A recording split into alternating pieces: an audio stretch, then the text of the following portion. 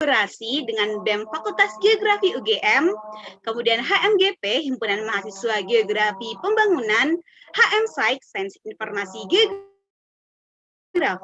dan EXA yang merupakan Himpunan Mahasiswa Departemen Geografi UGM. Oke, sebelum mulai acara di sore hari ini, agar dapat berjalan dengan lancar dan bermanfaat nantinya, ada baiknya kita berdoa terlebih dahulu menurut agama dan keyakinan masing-masing. Berdoa saya persilahkan.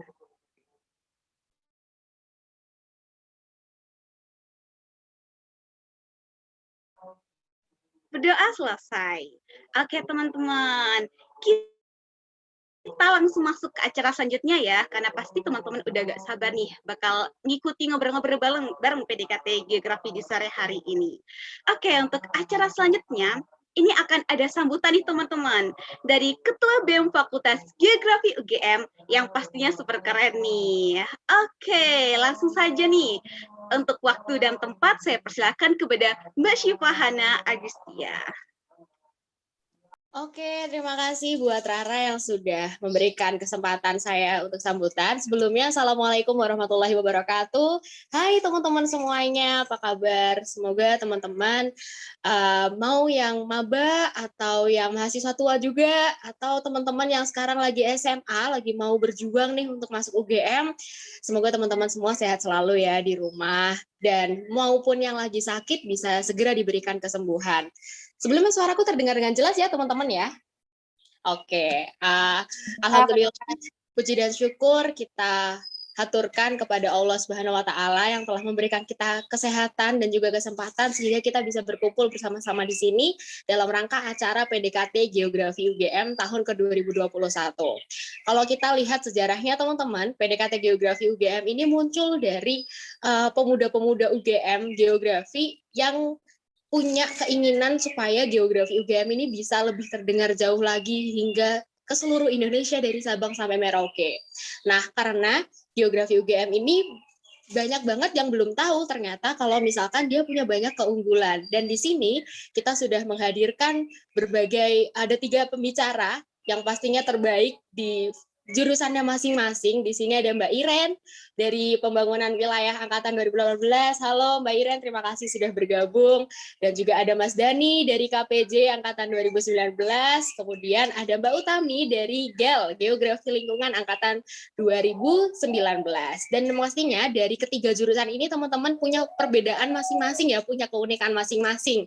Nanti teman-teman bisa tanyain aja soal perkuliahannya gimana. Pastinya beda-beda banget antara perkuliahan di PW, di perkuliahan di GEL, ataupun perkuliahan di KPJ. Misalnya KPJ bikin peta, kalau GEL misalnya lapangan gitu, bisa tahu elemen-elemen fisik, nggak cuma elemen avatar ya, tapi ada juga geografi manusia dan sebagainya, dan juga di PW. Nah, dan juga saya ingin berterima kasih kepada teman-teman yang menyelenggarakan acara ini, teman-teman panitia. Di sini nggak hanya BEM sendirian, tapi juga kami berkolaborasi dan berkoordinasi bareng sama 3 himpunan mahasiswa lainnya, ada EXA, HM Saik, dan juga HMGP. Thanks a lot teman-teman yang udah menyelenggarakan acara ini dengan baik, dan semoga dengan acara ini juga bisa menyebarkan energi baru, energi semangat baru buat adik-adik kita, supaya lebih banyak lagi yang tertarik dengan Fakultas Geografi dan banyak yang bisa mengenal Fakultas Geografi. Mungkin itu aja dari aku, teman-teman. Thank you buat kesempatannya. Semoga acara ini bisa berjalan dengan lancar, dan semoga nanti kalau teman-teman ada pertanyaan ataupun ada yang masih bingung tentang jurusan yang ada di Fakultas Geografi UGM, bisa langsung ditanyain aja ke kakak-kakaknya ini ya. Terima kasih semuanya. Assalamualaikum. Waalaikumsalam. Oke, terima kasih banyak Mbak Syifa. Keren banget nih apa yang udah disampaikan sama Mbak Syifa terkait tadi dengan awal mula kenapa sih kita bikin PDKT Geografi ya. Nah, kita di sini dari teman-teman geografi ingin lebih mengenalkan nih sebenarnya geografi itu bidang ilmu yang seperti apa nih. Nah, itu kita ingin mengenalkan dari Sabang sampai Merauke teman-teman. Jadi kita juga dilirik gitu loh ya untuk bidang ilmu kita. Oke, seperti itu. Nah, di sini karena ini teman-teman masih baru join ya, tentunya masih fresh banget nih untuk pertama join di PDKT Geografi sore hari ini. Karena teman-teman masih fresh, masih semangat, dan masih seneng gitu ya, kayak excited mau ikutan di ngobrol-ngobrol PDKT Geografi sore hari ini. Yuk kita foto bareng dulu teman-teman. Mungkin karena teman-teman masih seger, masih fresh nih. Mungkin teman-teman bisa langsung on cam yuk. Untuk kita sesi dokumentasi terlebih dahulu. Oke, yuk yang belum on cam bisa langsung on kamera. Biar bisa lihat juga nih antusias teman-teman. Biar Mbak pembicara, Mas pembicaranya biar lebih semangat nih nanti. Apa aja sih yang mau diobrolin gitu. Oke, yang belum on kamera langsung on kamera ya teman-teman. Kita tungguin kok. Oke. Yuk, oke ini dari teman-teman media yang membantu sesi dokumentasi sudah siap?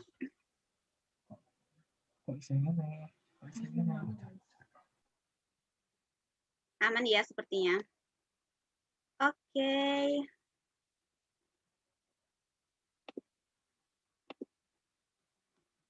Baik, mungkin ada yang mau on cam lagi teman-teman? Oke, udah lumayan banyak ya yang on kamera. Mungkin bisa langsung saya pimpin aja untuk saya hitung di sesi dokumentasi ini. Oke, yang pertama saya hitung 1, 2, 3. Oke, lanjut. Lagi ya mungkin teman-teman. Saya hitung lagi. 1, 2, 3. Mungkin sekali lagi ya teman-teman, biar pas 3 kali gitu. Ayo, belikan gaya yang paling heboh, yang paling menyenangkan nih untuk sesi kali ini. Saya hitung 1, 2, 3. Oke, terima kasih banyak teman-teman. Nah, di sini teman-teman, biar kita nantinya bisa lebih interaktif lagi, teman-teman yang berkenan untuk on kamera dan juga tidak ada terkendala jaringan atau yang lainnya, bisa on kamera saja teman-teman, biar lebih interaktif nih saat kita sesi ngobrol-ngobrol nantinya. Oke, langsung saja, tidak perlu berlama-lama lagi. Aku yakin ya teman-teman pasti udah nggak sabar nih, wah ini bakal ngobrolin apa aja nih. Wah ini di Fakultas Geografi UGM ada 3 prodi, itu bedanya apa aja sih? Kayak gimana sih bakalan nantinya? Nah, pasti teman-teman udah mulai bertanya-tanya, udah mulai penasaran ya, ini bakal kayak gimana nih sesi ngobrol-ngobrolnya. Oke, sebelumnya untuk sesi ngobrol-ngobrol ini, kita bakalan dipandu oleh seorang moderator yang cantik dan keren banget nih tentunya. Nah, ia merupakan mahasiswa geografi. Oke, mohon maaf. Dia merupakan mahasiswa geografi lingkungan angkatan 2018 yang juga merupakan seorang co-head of Creative Education Green Welfare Indonesia. Ia juga merupakan Menteri Koordinator Hubungan Luar dan Kerjasama Alumni BEM Fakultas Geografi UGM. Beliau juga menjabat sebagai Project Manager of Tomorrowland 4.0 ISEC in UGM. Selain itu, ia juga memiliki beberapa prestasi dan pencapaian nih teman-teman. Nah, di tahun 2021, pencapaiannya yaitu ada sebagai finalis of program mahasiswa wirausaha atau PMB Universitas Gadjah Mada. Kemudian di tahun 2020 mendapat juara ketiga dalam Business Case Competition Kooperatif di Koperasi Mahasiswa FIB Universitas Indonesia. Kemudian di tahun 2020 juga menjadi top 10 Business Case Competition Festival Karakter Universitas Gadjah Mada. Dan di tahun 2019 mendapat sebagai Best Summer Project ISEC in Universitas Gadjah Mada. Selain itu, percayalah moderator kita ini juga punya banyak pencapaian yang keren-keren, kemudian pernah menjabat sebagai yang keren-keren deh pokoknya, pasti udah sangat berpengaruh nih teman-teman di dunia baik itu geografi maupun di lingkungan kampus UGM.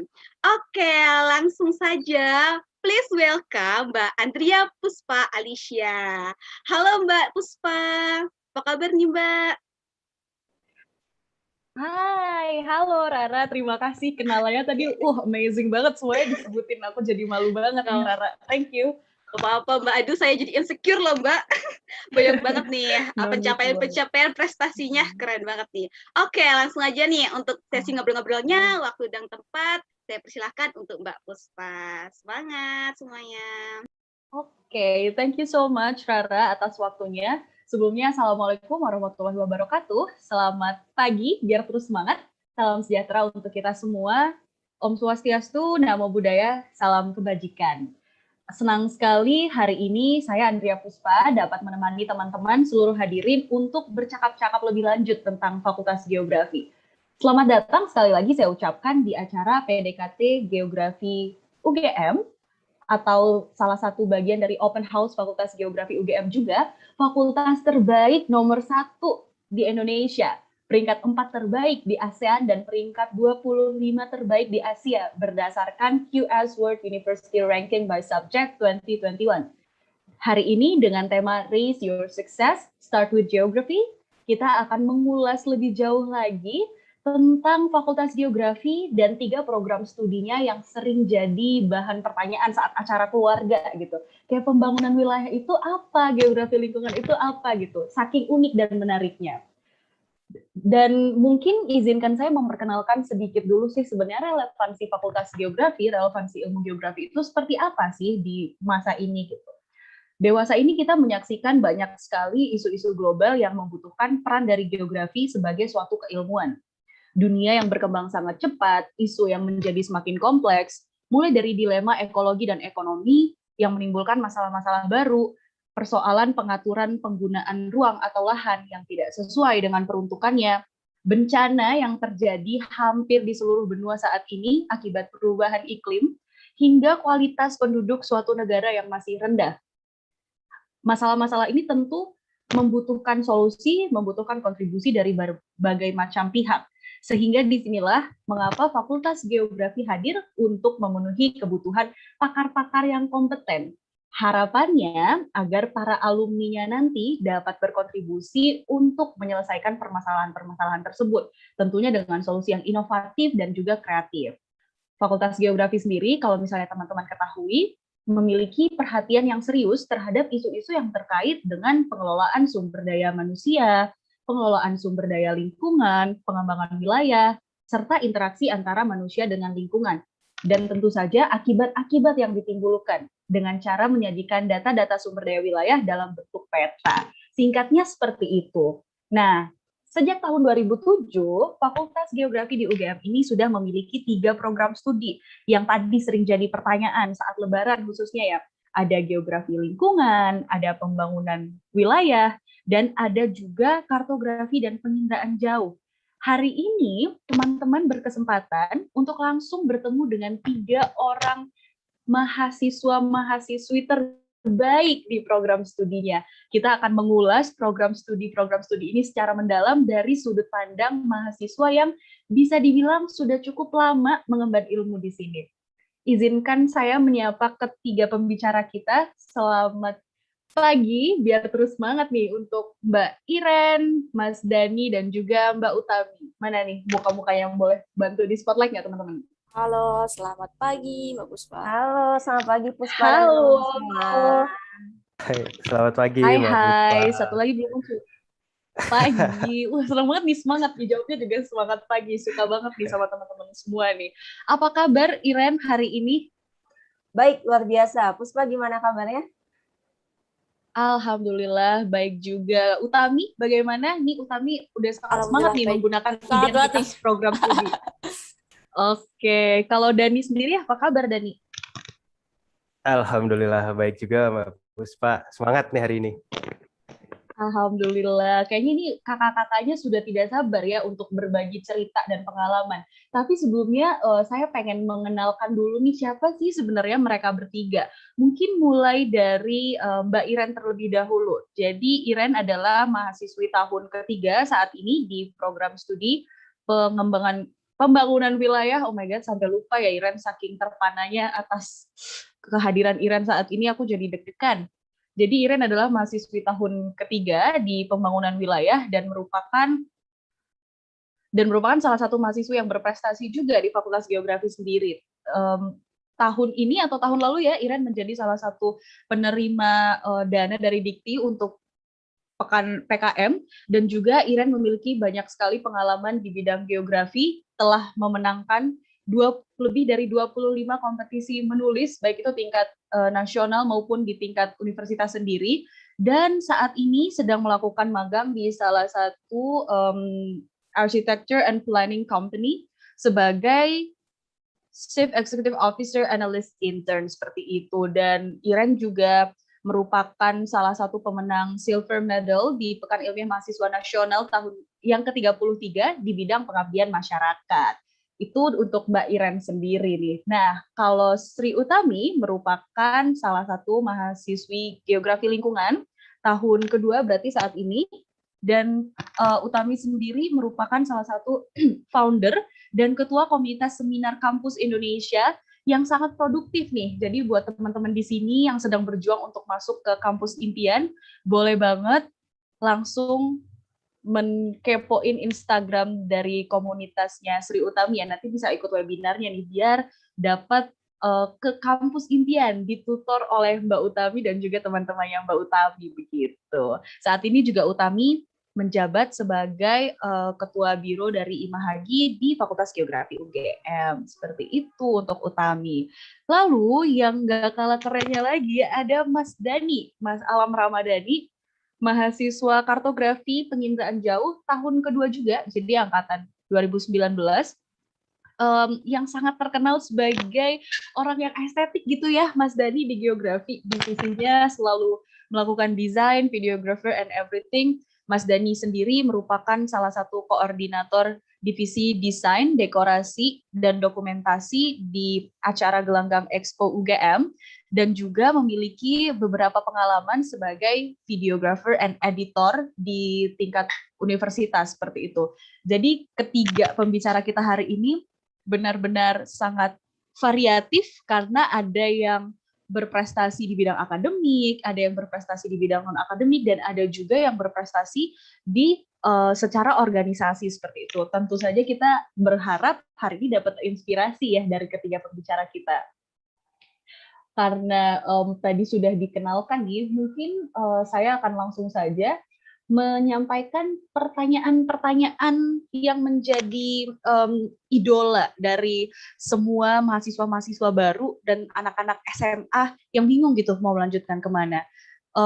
Pertanyaan pertama mungkin akan saya tunjukkan ke Utami terlebih dahulu kali ya. Mbak Utami, mungkin bisa ceritain nggak sih Mbak Utami ke kita sebenarnya apa sih yang Mbak Utami pelajari di Prodi Geografi Lingkungan dan apa sih yang membuat geografi lingkungan itu unik? Silakan Utami. Oke, baik. Terima kasih atas kesempatannya. Sebenarnya selamat sore teman-teman semua. Jadi gini teman-teman, kalau di geografi lingkungan tersendiri itu memang secara sepintas sering Fakultas Geografi sendiri secara sepintas sering dipandang sebagai ilmu yang terlalu generalis gitu karena banyak sekali hal-hal yang dipelajari. Tetapi kemudian ketika kita sudah masuk ke semester yang lebih atas seperti itu nanti pasti akan ada spesifikasi concern kita tertentu. Nah, mungkin kalau di geografi lingkungan itu diantaranya yang menjadi concern kita itu biasanya teman-teman kalau yang suka di lebih ke sosial gitu ya, itu nanti teman-teman bisa ambil di kependudukan seperti itu. Sedangkan kalau yang fisik nanti bisa concern di geomorfologi, kemudian juga di air tanah seperti itu. Nah, kemudian kalau yang dipelajari secara umum memang banyak sih. Jadi geografi pun secara umum ada materi-materi yang dari prodi lain pun masuk ke kita. Sebagai contoh seperti ini, kalau di geografi lingkungan kan sebenarnya terkenal sebagai lebih ke lingkungan seperti itu. Tapi karena kompetensi dasar dari ilmu geografi itu, jadi kita juga mempelajari ilmu-ilmu dari teman-teman KPJ gitu. Kita belajar tentang basic GIS, kita belajar tentang basic dari penginderaan jauh. Terus kemudian juga kita belajar tentang basic-basic dari pembangunan wilayah sedikit gitu. Jadi komprehensif dan juga kalau dilihat apa yang unik dari teman-teman geografi lingkungan itu sebenarnya kita ini bisa dibilang jurusan yang bijak gitu. Karena kita memandang dari dua sisi. Yang pertama, ketika memandang suatu permasalahan gitu ya, misal tadi udah di-mention juga perihal pembangunan, ekonomi, ekologi gitu, sama-sama eko, tapi kok seringkali kayak susah menyatu gitu. Nah, dari kita itu sudut pandangnya ada dari kedua sisi, dari sisi sumber dayanya atau dari sisi lingkungannya, kemudian di compare juga dengan dari sisi manusianya, sehingga itu sangat mendukung dari pembangunan berkelanjutan. Mungkin sekilas seperti itu, Mbak Puspa. Oke, wow, menarik sekali tadi ketika Mbak Utami bilang geografi lingkungan adalah jurusan yang bijak karena melihat suatu permasalahan secara komprehensif dari berbagai sudut pandang. Terima kasih Mbak Utami. Pertanyaan yang sama akan saya ajukan ke Mbak Iren. Kalau dari PW sendiri, pembangunan wilayah sering sekali dibingungkan dengan pembangunan wilayah dan kota nih. Pasti Mbak Iren udah hafal banget dengan pertanyaan ini ya. Kalau jadi pembicara di mana aja selalu ditanyain bedanya pembangunan wilayah dan pembangunan wilayah dan kota itu apa gitu. Yang bikin dia unik tuh apa dan kenapa bisa jadi program studi di geografi. Silakan Mbak Iren. Oke, terima kasih Puspa, semoga aku terdengar aman ya. Oke, jadi ini selalu ya pertanyaan dari tiap maba aku ngurusin dari dulu aku, terus adik kelas, adik tingkatnya lagi di bawah, pertanyaannya selalu seperti ini. Sebenarnya perbedaan letak utamanya teman-teman dengan PWK atau perencanaan wilayah kota yang ada di Fakultas Teknik itu adalah induknya. Kita melihat dari mana induknya. Kalau PW itu kan tadi udah dijelasin ya, pembangunan wilayah itu adanya di bawah Fakultas Geografi. So, ilmu perencanaan yang kita punya itu adalah untuk dalam artian ada di sudut pandang geografi. Jadi pendekatan ilmunya yang berbeda. Sedangkan kalau kita menilik PWK itu kan berada di Fakultas Teknik atau turunannya dari Departemen Teknik Arsitektur dan Perencanaan. Jadi mereka memang sependek pengetahuan aku, mereka lebih berbicara kepada juga masalah-masalah yang sifatnya sangat mikro. Misalkan kayak bicara tentang pembuatan maket arsitektur yang sangat interior dan artinya seperti itu. Berbeda dengan PW yang mungkin skalanya itu jauh lebih besar gitu, karena kita objeknya adalah wilayah yang besar, mau kota, mau desa, mau apapun itu adalah bagian dari objek PW gitu. Nah, tadi aku menarik nih sama pertanyaan Utami, kita menyambung aja nanti ya Dani ya. Katanya geografi lingkungan adalah ilmu yang bijak. Nah, gimana teman-teman tahu, gimana para stakeholder itu tahu geografi itu sebagai ilmu bijak ya? Ini adalah peran-peran dari lulusan pembangunan wilayah nantinya. Jadi nantinya tadi nih misalkan anak-anak geografi lingkungan udah melakukan pengkajian, oh fisik alamnya seperti ini. Aku jelaskan dalam bahasa yang gampang ya, ini buat teman-teman SMA biar paham gitu ya.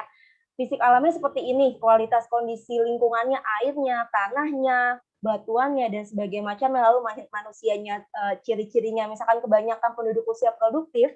Nah, bagaimana itu tuh diformulasikan dalam suatu bentuk pembangunan gitu kan. Nah, itulah tugasnya peran-peran dari teman-teman yang berminat untuk masuk ke pembangunan wilayah, bagaimana hasil-hasil tadi tuh teman-teman kita di geografi lingkungan, terus nanti dibentuk menjadi peta, itu disampaikan dalam bentuk kebijakan. Nah, kebijakan-kebijakan yang ada di Indonesia kan sangat ribet ya teman-teman. Jadi kalau teman-teman lihat ya, jangankan kayak misalnya masalah PPKM, itu kan sangat komprehensif sekali. Nah, itu kan adalah turunan dari kebijakan. Kita harus melahirkan itu dari suatu studi yang mendalam. Dan di sini geografi juga berperan gitu. Dan kalau teman-teman sekedar overview gitu ya, bahwasannya namanya kebijakan itu ada dua kurang lebih. Jadi kebijakan yang berbasis spasial atau dia berbasis ruangan. Misalkan kalau teman-teman tahu rencana detail tata ruang. Jadi kalau misalkan, oh aku mau ngebangun di satu kota, kayak gimana sih slide plan-nya itu dibangun? Nah, itu adalah berbasis spasial. Ada lokasi koordinat di situ. Nah, tapi ada juga kebijakan yang bersifat non spasial atau non ruang. Misalkan kayak kebijakan gampangnya PPKM, itu kan kebijakan-kebijakan sepertinya makro ya. Terus ada lagi nanti rencana pembangunan jangka panjang, jangka menengah, jangka pendek. Nah, itu adalah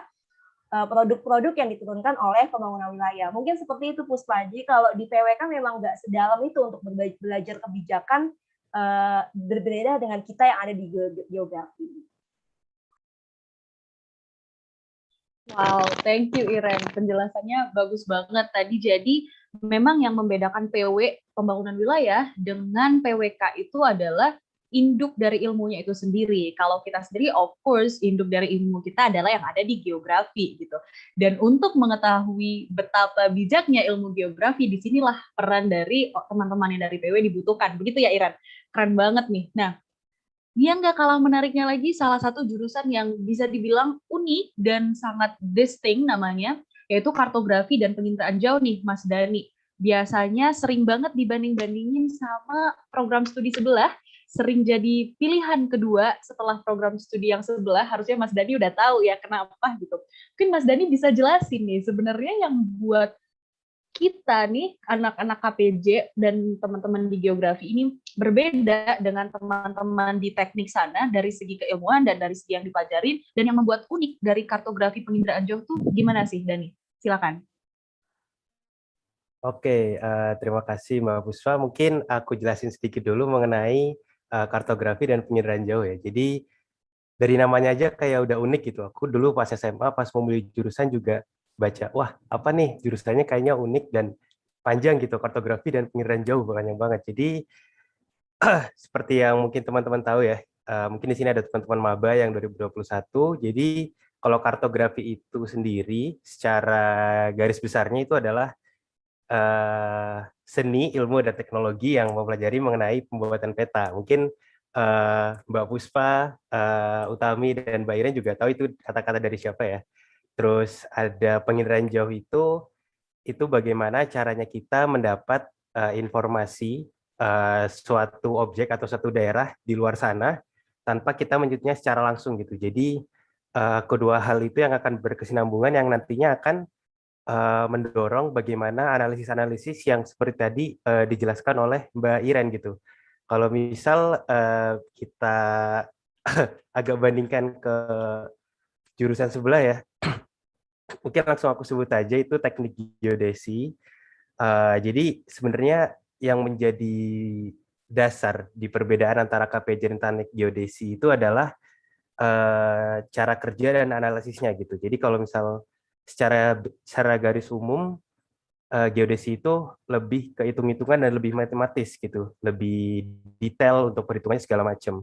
Nah, sedangkan di KPJ ini kita mendekatkan analisis yang mana melalui pendekatan-pendekatan tadi ada pendekatan kewilayahan, keruangan, dan lingkungan gitu. Jadi dari KPJ ini karena dari semester 1 ya kita udah diajarin geologi, kemudian ada geomorfologi, ada ilmu wilayah. Jadi setelah kita melakukan analisis dari hasil peta atau mungkin hasil citra penginderaan jauh yang kita olah, yang nanti teman-teman KPJ olah itu nggak cuman ya udah kita olah dan jadi gitu, tapi kita harus menganalisisnya itu dari berbagai bidang yang sudah aku sebutin tadi di pendekatan geografi, ada yang geologi, ilmu wilayah, dan segala macam gitu.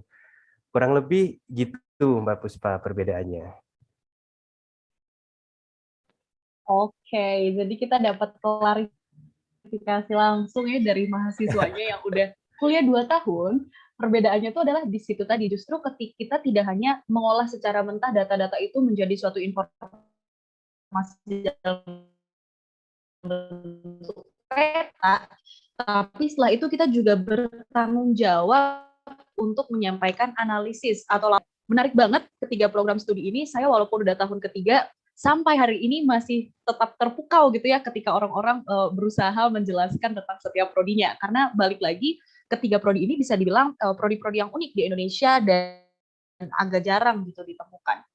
Menyambung dengan pernyataan tersebut, sebenarnya salah satu yang buat orang banyak ragu-ragu adalah karena bisa dibilang program studi yang ada di geografi ini banyak bersinggungan atau overlapping dengan program studi lainnya. For example, misalnya teman-teman pembangunan wilayah seringkali dibandingkan dengan teman-teman PWK, teman-teman geografi lingkungan dibandingkan dengan teman-teman teknik geologi, teman-teman teknik geodesi pula, dan juga dengan teman-teman KPJ gitu.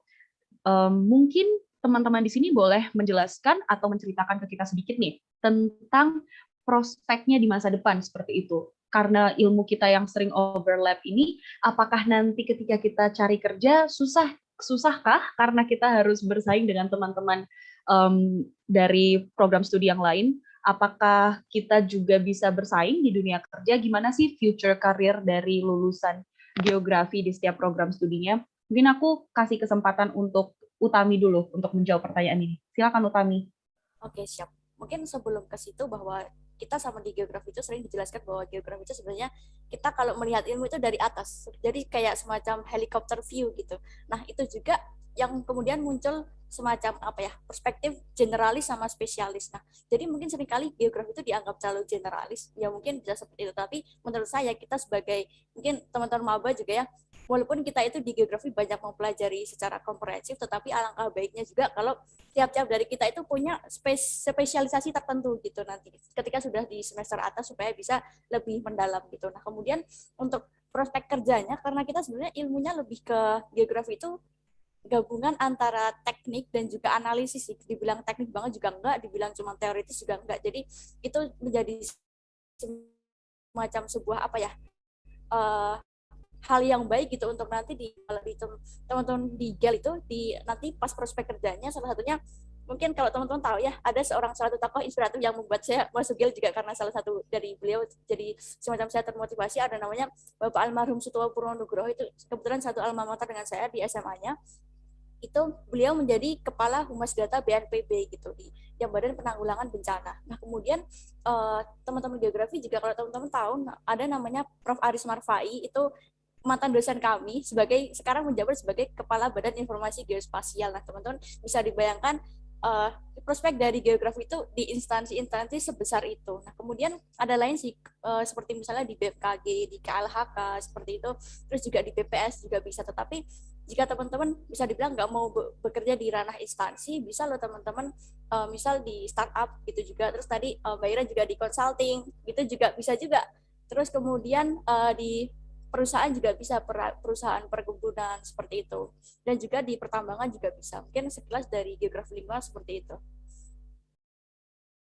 Oke, menarik banget. Tadi udah disebut sama Utami, even Mbak Iran sekarang lagi intern di consulting gitu. Mungkin Iran sekalian menjawab pertanyaanku, bisa banget nih sharing gimana peran ilmu geografi itu di perusahaan consulting. Mungkin kamu bisa menyatukannya juga dengan prospek kerja teman-teman PW nantinya ketika sudah lulus dan kompetensinya. Gimana tuh, Ren? Oke, thank you Puspa. Oke, jadi tadi teman-teman udah dapet ya overview dari kami, bahwasannya geografi itu banyak banget gitu. Prospeknya nggak bisa kita sebutin satu-satu. Jadi buat teman-teman yang mungkin agak sensitif lari ke dunia pemerintah, teman-teman bisa lari ke dunia privat. Mau bikin usaha sendiri, bisnis juga bisa ya, dan ya nanti bikin usaha kreatif gitu ya. Nah, teman-teman jadi menyinggung tadi yang ditanyakan oleh Puspa, gimana peran geografi dalam pengalaman aku sejauh ini. Aku udah ikut intern, sekarang udah intern yang kedua. Jadi mungkin aku jelaskan dulu, aku intern nih, aku udah mengalami masa kerja ya di dunia yang inline sama geografi langsung, sama yang enggak gitu. Tapi kedua-duanya itu ternyata terpakai banget teman-teman. Jadi nggak usah insecure nih. Kalau misalkan teman-teman mau masuk geografi atau udah masuk tapi merasa salah jurusan gitu. Nah, misalkan pertama adalah aku pernah intern awal tahun kemarin di salah satu lembaga transportasi di ibu kota gitu ya. Nah, di sana mungkin kita merasanya apaan sih, misalnya kita kalah nih sama anak teknik sipil atau anak yang emang sekolahnya transportasi gitu. Tapi ketika aku masuk sana justru aku tidak sama sekali merasa kecil teman-teman, karena ternyata orang geografi itu adalah punya cara pandang itu benar-benar unik ya. Kalau aku benar-benar kayak wah banget ngeliat ya, padahal aku sendiri aku melihat diri aku, tapi ya aku wah aja sebagai anak geo gitu ya. Nah, jadi waktu itu sempat ada pembahasan tentang Jakarta itu mau belajar sistem transportasi kota di dunia gitu. Jadi para anggota-anggota di sana sedang ingin berangkat. Nah, mereka survei itu negara-negara mana yang cocok dijadikan rujukan. Nah, kalau anak-anak transportasi membahasnya kan mereka detail ya. Apa sih yang bisa diadopsi teknologinya seperti itu. Nah, lalu aku masuk memberikan pandangan, mohon maaf Bapak Ibu gitu ya. Sebelum kita belajar teknologinya seperti apa, kita harus tahu dulu negara yang kita rujuk harus apple to apple dulu nih. Misalkan dengan Jakarta, berarti jumlah demografi penduduknya harus diperhatikan, kekompakan negaranya harus diperhatikan gitu kan. Mau sebagus apapun teknologinya, kalau kondisi fisiknya udah beda ya nggak akan bisa diadopsi sampai kapan gitu kan. Misalnya gampangnya gini, misalkan Jakarta punya bentuk wilayah itu dominan daerah fluvial, daerah air gitu kan. Dia mengikuti bentuk aliran sungai penduduknya, jadi pemukimannya itu menyebar di sekitar sungai. Nah, kalau misalkan kita mau belajar dari suatu negara X yang misalkan dia bentuk negaranya tuh menyebar gitu, penduduknya ya di mana-mana, tentu itu nggak akan bisa efektif ketika itu diterapkan di Jakarta. Nah, itu adalah pemikiran-pemikiran yang hanya hadir dari orang yang tahu geografi itu seperti apa gitu kan. Jadi ketika kita mau belajar sampai skala yang mikro, mau mengadaptasi teknologi, kita penting loh untuk tahu seperti itunya gimana kondisi wilayahnya gitu kan. Nah, lalu aku balik lagi, aku juga selain intern dari awal COVID kemarin aku sekarang udah mulai freelance ya. Aku kerja di salah satu startup edukasi dan riset gitu ya di Indonesia. Dan di sana sekarang aku menjabat sebagai vice manager dari digital product. Jadi kurang lebih aku nih anak-anak geografi yang meluncur ke bisnis ya gitu. Sekarang udah meluncur ke bisnis gitu. Nah, tapi aku tidak merasa sama sekali ilmuku tidak berguna, teman-teman. Walaupun memang aku tidak mengajar secara langsung geografi seperti apa, tapi kenyataannya penting. Misalkan gampang aku disuruh bikin laporan, gimana sih sebaran produk dari perusahaan aku sekarang udah menjangkau daerah mana aja. Itu butuh orang geografi. Misalkan kayak kenapa di Jawa itu paling banyak konsumennya. Terus bagaimana kita menjangkau daerah-daerah di pelosok? Oh mungkin karena keterbatasan sinyal dan sebagainya. So kita harus punya effort untuk bisa menjangkau daerah-daerah di sana. Misalkan kita membuka yang namanya brand ambassador dari daerah timur, membuka riset-riset dari daerah timur. Jadi kita mulai dari sisi timur. Nah, itu adalah pemikiran-pemikiran geografi kan yang dibungkus dalam suatu model bisnis gitu kan. Nah, itu adalah suatu gambaran jelas aku rasakan sendiri bahwasannya setuju sama yang dibilang teman aku di PW, geografi bukan profesi, teman-teman. Geografi itu adalah mindset. Kalian mau kerja dimanapun, kalau kalian adalah anak geografi yang benar, maka kalian tetap akan bisa kok kerja gitu. Jadi nggak usah yang kayak muluk-muluk, aduh pengen PNS, tapi peminatnya banyak. Karena geografi itu nggak hanya sebatas di situ. Nanti mungkin Alan bisa nih ya, Dani cerita kayak gimana geografi di sisi dunia tech dan kreatif. Nah, mungkin itu sih Puspa dari aku. Thank you. Oke, kita udah punya quotes penutup yang bagus ya teman-teman. Geography is not a profession, it is a mindset. Itu bukan sekadar profesi, but itu adalah sebuah mindset gitu. The process, thinking prosesnya sebenarnya yang penting. Dan kalau dari pengalamannya Iren, justru kita nggak boleh merasa kecil ketika kita ketemu dengan orang yang dari latar belakang ilmu yang berbeda dari geografi gitu. Nah, kalau dari Dani sendiri gimana? Pernah nggak, Dan, harus kerja sama orang dari latar belakang ilmu yang berbeda, dan gimana cara kamu menggunakan ilmu yang udah kamu dapatkan justru dari kartografi dan penginderaan jauh? Ya, jadi sebelumnya aku sering ya diajak, nggak sering sih, diajak sama dosen buat ngerjain proyeknya, cuman proyek kecil aja gitu kayak Dani tolong buatin video dan segala macam. Itu aku ketemu dari banyak bidang gitu karena tingkatnya universitas gitu ya. Jadi kita bertukar pikiran dan geografi itu sangat sangat sangat terpakai gitu di sana. Misal kita mau videografiin misal suatu event gitu ya. Itu bagaimana cara tata letaknya itu juga harus diperhatikan gitu. Sebenarnya untuk masalah dunia pekerjaan ya itu kembali lagi ke masing-masing mahasiswa gitu. Bisa dibilang ada yang tetap mau idealis, aku harus PNS gitu. Ada juga yang realistis. Nah, itulah yang membedakan jangka apa namanya tunggu dari kelulusan gitu. Aku setuju sama Mbak Iren tadi yang geografi menjadi apa mindset, menjadi kerangka berpikir gitu ya. Jadi di KPJ ini sendiri nantinya bakal banyak belajar ilmu-ilmu nggak cuman yang teknis doang gitu. Misal nanti kita bakal belajar diajarin statistik, kita diajarin bagaimana collecting data pakai SQL atau cara coding-coding. Nah, itu bagaimana tinggal teman-teman KPJ sendiri ini mengaplikasikan ilmu-ilmu itu ke dunia pekerjaan gitu. Jadi nggak harus aku lulus harus kerja di BIG gitu. Itu nggak juga sebenarnya. Sama seperti yang tadi Mbak Iren, mungkin yang ada teman-teman geografi yang mau turun ke dunia bisnis gitu. Di ilmu KPJ sendiri itu bakal terpakai bagaimana, misal aku mau bisnis online gitu ya, bisnis online shop, bagaimana cara ngirim barang yang termurah, atau misal bagaimana cara mendapatkan bahan-bahan yang termurah dengan cost yang paling sedikit gitu. Nah itu akan sangat terpakai ilmu-ilmu geografi di dalam bidang itu. Dan aku dulu pas masih maba 2019 itu sempat dibilang kalau misal khusus jurusan KPJ atau geografi gitu, di Asia Tenggara sendiri itu per 2019 masih dibutuhkan sekitar 40.000 tenaga kerja di bidang GIS seperti itu. Jadi teman-teman gak usah takut kalau misal lulus harus kemana, itu pasti bakal ada aja. Gitu, Mbak Puspa. Wow, keren banget penjelasannya Dani. Cuma aku penasaran nih, karena salah satu fun fact dari Fakultas Geografi sendiri itu KPJ nih katanya ya Dani, adalah salah satu jurusan dengan masa tunggu kerja paling pendek. Aku nggak tahu kamu pernah dengar dia atau enggak, tapi biasanya sering dibangga-banggakan sama teman-teman KPJ nih. Katanya nunggunya tuh cuma 3 bulan. Mungkin kamu bisa cerita nggak, Dan? Kira-kira alasannya kenapa nih, Dan? Kenapa KPJ menjadi salah satu prodi dengan masa tunggu kerja yang paling singkat? Oke. Masa tunggu paling singkat 3 bulan itu mungkin mahasiswanya yang idealis tadi ya, makanya bisa nunggu sampai 3 bulan gitu. Padahal harusnya sebelum lulus pun kebanyakan kakak tingkatku itu udah banyak yang dapat kerja gitu, karena bisa dibilang KPJ itu satu-satunya jurusan ya di Indonesia bahkan di Asia Tenggara yang KPJ gitu. Mungkin dari situ juga mahasiswa-mahasiswanya sebelum lulus juga udah banyak dipanggil dosen, ditarik dosen buat minta tolong ngerjain proyek-proyek dosen gitu. Jadi dari situ pengalaman-pengalaman bekerja dari anak-anak KPJ itu udah mulai dilatih gitu. Bahkan sebelum lulus pun seperti itu. Gitu Mbak Puspa. Sebagai orang yang udah hampir 3 tahun di geografi juga sering banget sih sebenarnya dan dengerin cerita kayak, oh mas ini udah belum lulus, udah kerja, mas ini belum lulus, udah kerja gitu. Penasaran juga sama teman-teman dari GEL nih Utami. Kita punya salah satu alumni yang saat ini justru bekerja di Kementerian Keuangan yang of course itu sangat stretchy. Kalau misalnya kita ngomong dari geografi, kenapa tiba-tiba bisa ada di bawah bidang ekonomi gitu.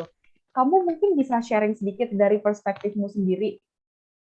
Kenapa ilmu geografi itu masih bisa relevan dengan bidang yang bisa dibilang nggak sedekat itu gitu dengan geografi. Kayak orang tuh tidak banyak yang mengasosiasikan ekonomi dan geografi gitu. Kira-kira menurut kamu gimana?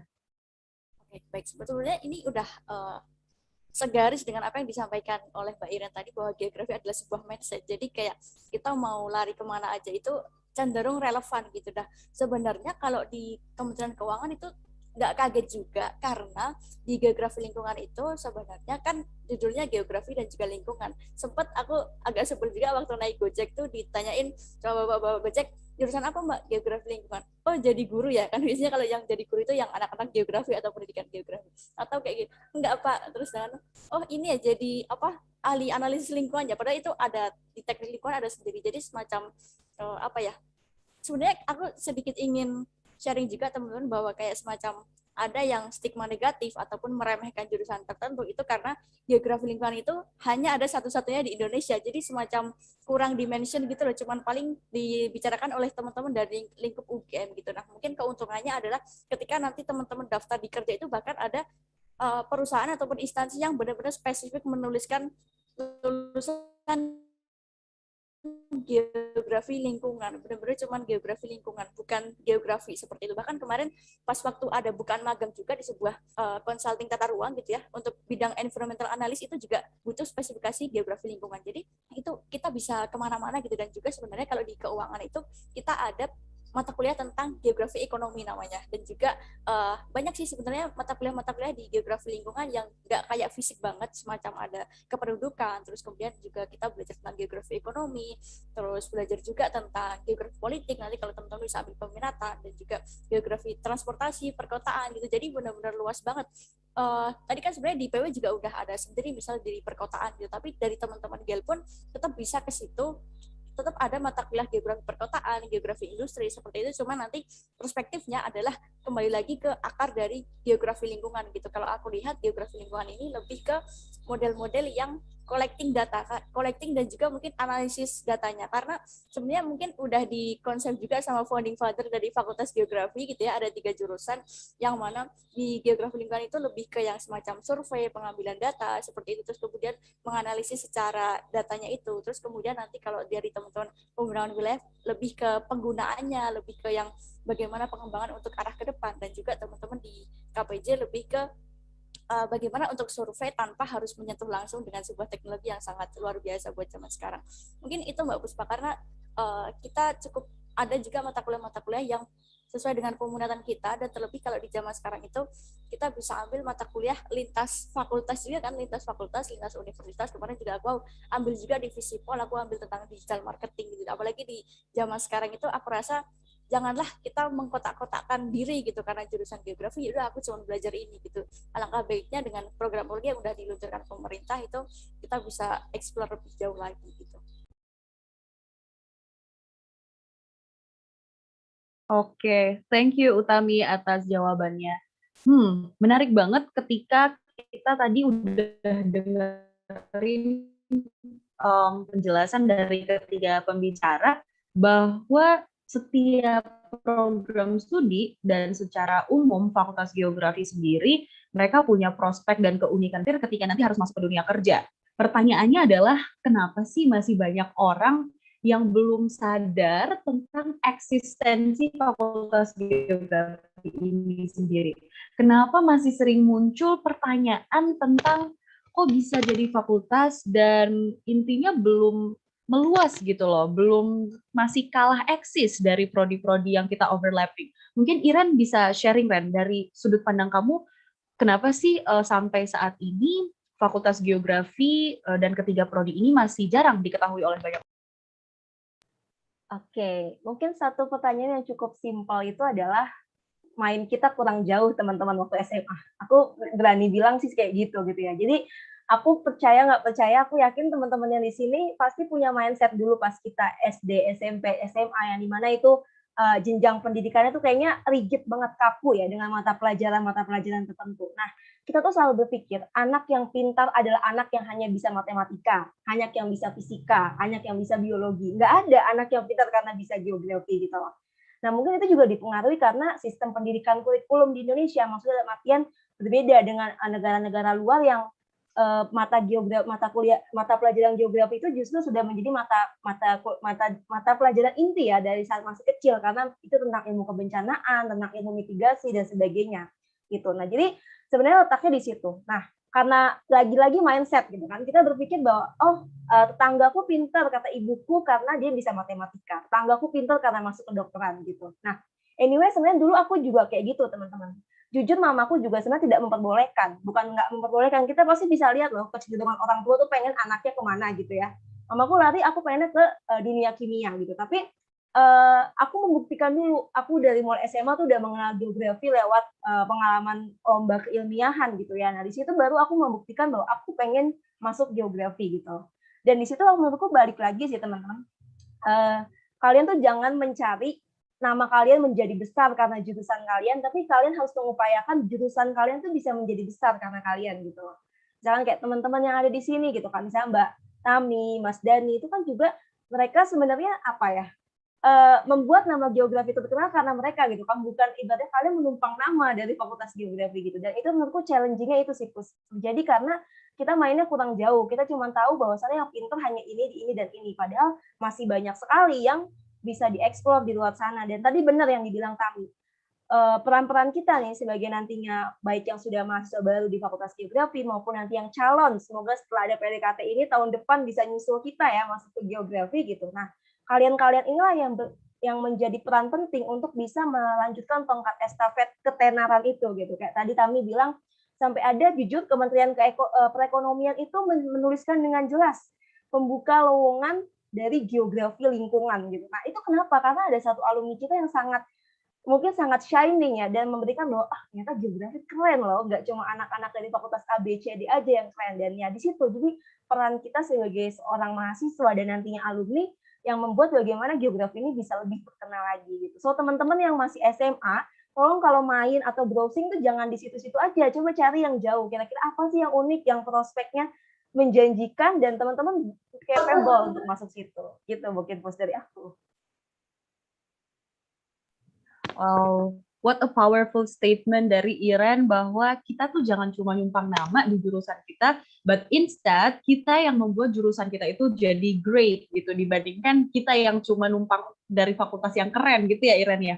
Menarik banget sih, dari tadi aku aja yang udah tahun ketiga jadi lebih semangat guys untuk menyelesaikan kuliah ini dan lulus dari fakultas ini gitu. Mungkin aku ingin tanya lagi nih ke Utami dan Dani mungkin ya. Mungkin kalian bisa cerita dikit nggak sih dari cara belajar atau culture dari setiap prodi itu sebenarnya gimana sih? Mulai dari mata kuliahnya dan lingkungannya, apakah teman-teman dari setiap prodi itu adalah orang-orang yang suportif, dan gimana cara kalian survive dengan mata kuliah yang cukup asing karena kita mainnya kurang jauh. Coba mungkin dengerin dari Utami dulu. Oke, terkait dengan mungkin belajar dan juga culture belajar di sana, teman-teman, alhamdulillah juga kemarin aku tahun pertamanya adalah offline, jadi di geografi itu ada namanya ospek jurusan juga, jadi semacam ada orientasi dari jurusan itu yang membuat itu namanya ekskursi. Kalau di geografi lingkungan itu terus terang benar-benar menurutku sebuah momen yang pada akhirnya membuat kedekatan dari teman-teman geografi lingkungan itu bagus gitu, karena ya kita jadi nggak ada ceritanya kita nggak hafal sama teman-teman kita gitu, itu nggak ada gitu. Dan mungkin itu benar-benar aku rasa ketika di geografi lingkungan itu, kalau aku kan sebenarnya aku dari SMA udah belajar di geografi lingkungan karena aku dulu ikut olimpiade, jadi dasar-dasar dari semester 1 itu sebenarnya udah aku pelajari kayak semacam geologi, meteorologi, dan itu menurutku cukup ya bisa dibilang bisa mengikuti dengan baik gitu. Nah, kemudian ketika masuk di semester 3 itu cukup challenging buat aku karena lebih ke main software seperti itu. Kita mulai kenalan dengan ArcGIS, mulai kenalan dengan software-software pemetaan, software tentang cuaca seperti itu yang kemudian aku sempat shock di situ, agak shock, dan juga tetapi alhamdulillahnya adalah teman-teman di geografi lingkungan itu supportive banget. Bahkan aku temenku itu mau tutorial kita ngerjain sebuah apa ya yang aku nggak bisa gitu. Jadi semacam dan itu aku rasa dari apa ya kating-kating gel memang akarnya sudah seperti itu. Kita membangun sebuah persaudaraan pas seduluran ora luntur tagline kita kan. Nah itu jadi benar-benar kepake, kita suportif dalam segi apa ya akademik dan juga mungkin sebagai seorang teman yang saling mensupport kayak gitu. Terus kemudian kalau terkait dengan cara belajarnya itu sebenarnya kembali kepada masing-masing orang, dan kalau dari perspektif itu biasanya kalau teman-teman dari geografi lingkungan itu pertama memang lebih ke generalis karena semester 1 2 itu kan dipaketin mata kuliahnya, kemudian nanti pas mulai naik ke semester yang lebih tinggi itu nanti kita baru bisa ini lebih milih-milih lagi gitu. Kalau aku misal aku lebih ingin concern ke geomorfologi sama air tanah gitu, terus kemudian ada temanku yang lebih pengen concern ke kependudukan kayak gitu sih. Dan itu mungkin kalau dari segi ininya biasa sih kayak kita lebih ke kuliah terus kemudian harus explore sendiri supaya bisa mendapat pembelajaran yang lebih baik dan juga yang cukup challenging sebenarnya di semua jurusan geografi adalah tentang pengerjaan laporan praktikum, yang itu sebenarnya kalau kita mau manfaatin di situ itu ilmunya banyak banget. Bahkan kemarin aku pernah ikut conference sama conference tentang Seminar Nasional Geografi jadi pemakalah gitu di Universitas Profesor Dr. Hamka. Itu aku sama temanku anak PW dan juga sama anak UMS. Itu kita base-nya adalah pakai hasil praktikum dari salah satu temanku gitu. Jadi bisa sampai dikembangin ke tahap yang lebih lanjut gitu. Memang seperti itu sih, tinggal kita yang pintar-pintar mengeksplor belajarnya dibikin seasik mungkin gitu Mbak Puspa. Oke, thank you Tami. Jadi salah satu yang paling berat itu justru pertama kali bertemu dengan software GIS yang sebelumnya bahkan namanya aja kita nggak pernah dengar gitu ya. Coba kita tanya dari perspektifnya Dani yang memang justru dituntut untuk memiliki kompetensi di bidang itu gitu.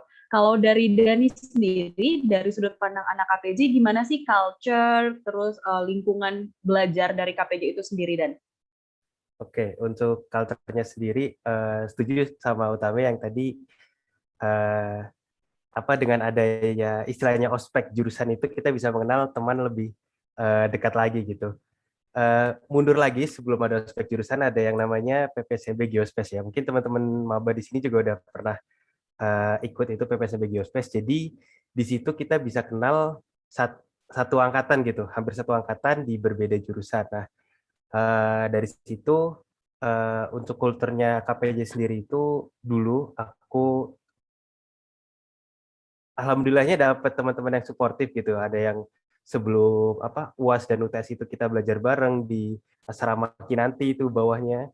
Terus kita belajar bareng kalau misal dulu kan juga ada ilmu-ilmu dari GEL juga ya, mata kuliah dari GEL itu kalau misal bingung kita juga istilahnya manggil gitu anak yang GEL buat ngajarin teman-teman KPJ gitu. Nanti sebaliknya kalau misal dari teman-teman GEL ada yang bingung gimana tadi pakai softwarenya, bisa manggil teman-teman di KPJ. Jadi kurang lebih gitu ya. Dan untuk mata kuliahnya ke depan sendiri itu KPJ sendiri kan terbagi 3, itu ada kepeminatannya terbagi 3, ada kartografi, penginderaan jauh, dan SIG gitu. Jadi teman-teman bisa mengembangkan minatnya di masing-masing kepeminatan itu. Jadi ada yang mau fokus ke kartografi, yang pembuatan peta, kemudian ada yang mau ke penginderaan jauh juga, dan ada juga mungkin teman-teman yang suka coding, itu bisa nanti larinya ke SIG gitu, Sistem Informasi Geografis. Gitu kurang lebih Mbak Puspa di KPJ. Jadi mirip-mirip ya pengalamannya. Justru yang banyak di highlight sama mahasiswa geografi itu memang ketika mereka mulai bertemu dengan praktikum gitu. Nah, Ya, untuk Iren nih yang udah praktikum mungkin lebih banyak jumlahnya, nggak lebih banyak sih, tapi lebih dulu merasakan praktikum seperti itu ya Iren. Menurut kamu sendiri gimana sih sebenarnya praktikum di geografi yang sering dibahas di setiap forum-forum kecil maupun forum-forum gosip anak-anak geografi gitu ya yang katanya capek ngerjain praktikum dan sebagainya. Mungkin kamu bisa ceritain ke kita nih, sebenarnya manfaat dari praktikum itu seperti apa sih? Dan praktikum di geografi itu emang seberat apa sih, Iren? Oke, jadi sebenarnya kalau di Geo itu kan kita ada mata kuliah dasar ya teman-teman, mata kuliah dasar dan juga mata kuliah yang udah spesifikasi sesuai jurusan gitu. Nah, yang untuk mata kuliah dasar itu pasti semua dapat ya, baik antara GEL, KPW dan juga KPW, GEL, PW dan juga KPJ gitu. Nah, sebenarnya kita ketika masuk pertama kali di geografi itu kita akan kenal dulu dengan praktikum-praktikum dasar itu, misalkan kayak kartografi, terus juga geomorfologi gitu kan dan sebagainya, karena itu tuh menjadi penting gitu. Karena kalau misalkan kalian cuma belajar dari buku tuh kadang nggak kebayang teman-teman gitu. Jadi kayak kita tuh perlu untuk praktikum ya. Jadi praktikum itu sebenarnya menurutku experience yang sangat besar ya dalam belajar. Jadi berarti kayak walaupun satu SKS, tapi itu menurutku lebih ngasih visual effect yang jauh lebih bagus dibandingkan kita hanya belajar secara textbook gitu. Jadi kayak misalkan teman-teman, aku contohkan lah, misalkan dulu pertama kali aku masuk Geo itu kan pasti dapetnya itu praktikum kartografi gitu kan. Itu kan teknik ya, sebenarnya teknik cuman masih ada belum pakai software semua. Tapi di situ kayak tergambar, oh ternyata maksudnya ilmu peta itu seperti itu gitu. Jadi sebenarnya kalau dibilang suka dukanya memang melelahkan teman-teman. Melelahkannya karena bukan praktikumnya, ya kan pasti Dani dan Utami setuju bukan praktikum tapi laporannya. Tapi justru dari membuat laporan itu yang kita begadang terpaksa misalkan kayak berpikir di tengah udah capek, nah itu yang berpikir yang membuat kita tuh jadinya mau mengeksplor gitu. Jujur kadang percayalah orang tuh pasti kok disuruh bikin paper itu malas, tapi kalau disuruh ngerjain laporan praktikum kan mau nggak mau pasti ngerjain kan, dan mau nggak mau teman-teman pasti baca gitu. Jadi menurutku praktikum itu cukup untuk dijadikan sebagai apa ya, tekanan lah, bukan tekanan ya, tapi maksudnya ibaratnya suatu proses pembelajaran bersyarat di mana teman-teman mengawali minat ketertarikan di ilmu geografi. Itu sih mungkin Puspa, nanti semakin naik level makin berjenjang. Mungkin KPJ itu kita selalu melihat ya anak KPJ itu keren banget dari sisi teknologinya gitu, kayak mungkin laptopnya aja udah kejang-kejang gitu kan, apalagi otaknya gitu kan. Nah, nanti kalau anak Geo, kalau anak PW biasanya nanti udah semakin naik ke atas itu praktikumnya nggak yang berbasis teknologi banget, tapi kita lebih ke arah produk itu. Jadi kita terbiasa banget namanya baca undang-undang, apa namanya, nge-breakdown kebijakan dan sebagainya. Lalu nanti anak GEL pasti lebih bermain dengan analisis software gitu ya, yang bisa berkaitan dengan fisik ataupun sesuai dengan spesifikasinya. Mungkin gitu sih, Puspa.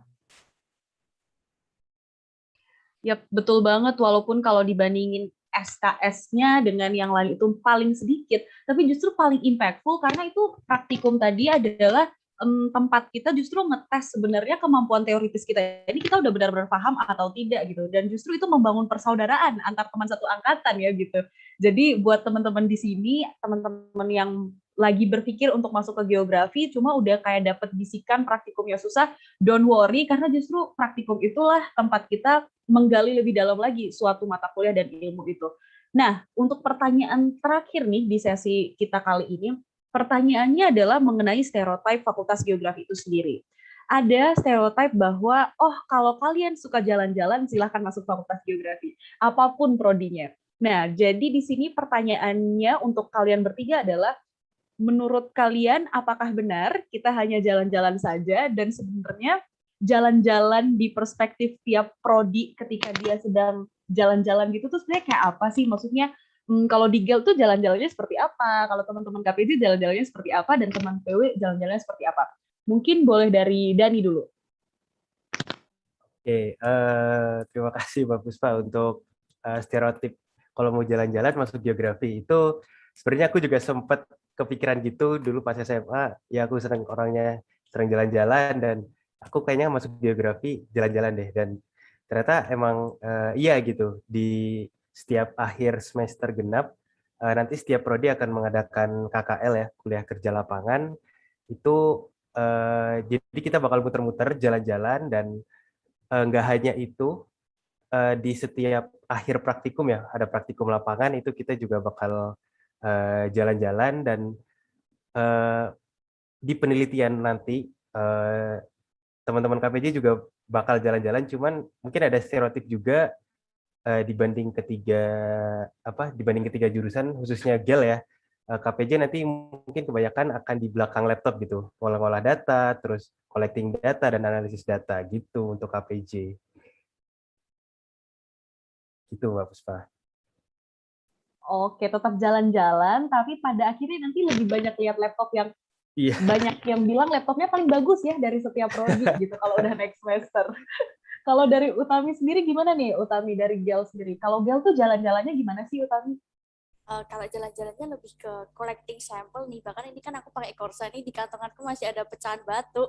Ini waktu aku ini survei lapangan pas praktikum survei pemetaan geomorfologi lagi kemarin, lupa belum aku keluarin. Jadi kalau di geografi lingkungan memang seperti apa ya, kita lebih ke jalan-jalan di sebuah fenomena. Jadi kita misal ke sebuah misal katakanlah Parangtritis ya, mungkin yang teman-teman lebih paham gitu. Nah, di sana kita nanti melihat dari segi fisiknya, mulai nanti dari kita ukur kecepatan angin, kemudian kita bisa lihat sampel jenis pasirnya itu apa, mengukur suhu tanahnya, kemudian juga kita mengamati gelombangnya seperti itu, terus kemudian juga kita melihat dari fenomena sosial dan juga ekonomi dari masyarakatnya. Itu sebuah perspektif dari geografi lingkungan selalu seperti itu, dari segi lingkungan maupun dari segi masyarakat lingkungan. Tetapi memang ada penekanan dibandingkan dengan jurusan IPW misalnya, itu kita lebih ke yang pengambilan sampel dan juga benar-benar mengamati gitu. Misal kalau di air itu nanti kita bisa belajar tentang kualitas airnya, kita bisa terus kemudian mengukur debit gitu. Kalau kita di sungai seperti itu. Jadi memang kalau dari teman-teman geografi lingkungan itu alangkah baiknya kalau suka jalan-jalan dan juga bisa dibilang nggak takut kotor gitu, karena kita bermain-main dengan tanah, bermain-main dengan air seperti itu. Seru banget sih.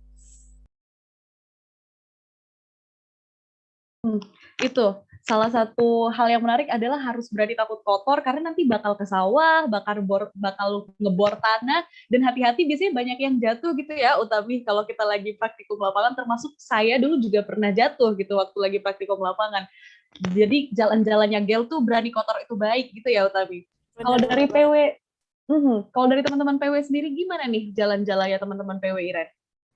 Oke, setuju ya, semua geografi pasti outputnya jalan-jalan itu benar kok. Tapi mungkin jalan-jalan kok di PW itu lebih ke tugas kita adalah mengenali teman-teman. Teman-teman kenal potensi dan permasalahan gitu. Jadi ini buat sekadar pengantar aja. Kalau teman-teman mau tahu mengenal geografi dalam 1 detik adalah bagaimana sih teman-teman tuh mengenali suatu wilayah itu tuh punya potensi dan permasalahannya beda-beda. Jadi beda tempat udah beda lagi. So tugas jalan-jalan itu menjadi penting buat kita para geograf gitu kan.